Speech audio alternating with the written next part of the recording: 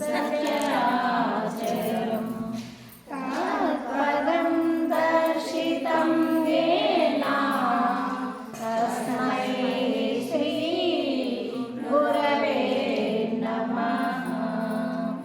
सर्वश्रुतिशिरोरत्ना समुद्भासितमूर्तये